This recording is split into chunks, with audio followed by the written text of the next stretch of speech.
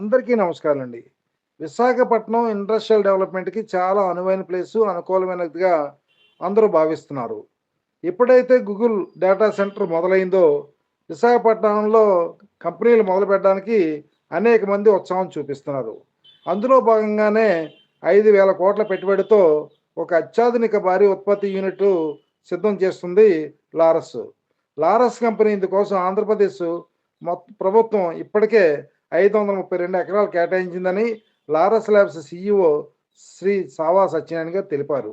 అంతర్జాతీయ ప్రమాణాలతో ఏర్పాటు చేసే ఈ భారీ యూనిట్ను వచ్చే 8 ఏళ్లలో పూర్తి చేయనున్నట్లు ఇటీవల జరిగిన ఇన్వెస్టర్స్ కాల్లో ఆయన వెల్లడించారు. అవసరమైతే ఈ ప్లాంట్ కోసం మరిన్ని పెట్టుబడులు పెట్టేందుకు కూడా సిద్ధంగా ఉన్నామని ఆయన చెప్పారు.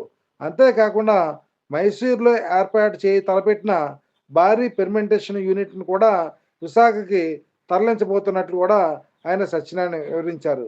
ఇవన్నీ చూస్తుంటే రాబోయే రోజుల్లో మరిన్ని కంపెనీలు విశాఖకు వచ్చి విశాఖలోని అలాగే ఆంధ్రప్రదేశ్లోని నిరుద్యోగులకు ఆశాజనకంగా మారే పరిస్థితులు స్పష్టంగా కనిపిస్తున్నాయని విశ్లేషకులు, పరిశీలకులు, మేధావర్గాలు మరియు మీడియా వర్గాలు పేర్కొంటున్నాయి.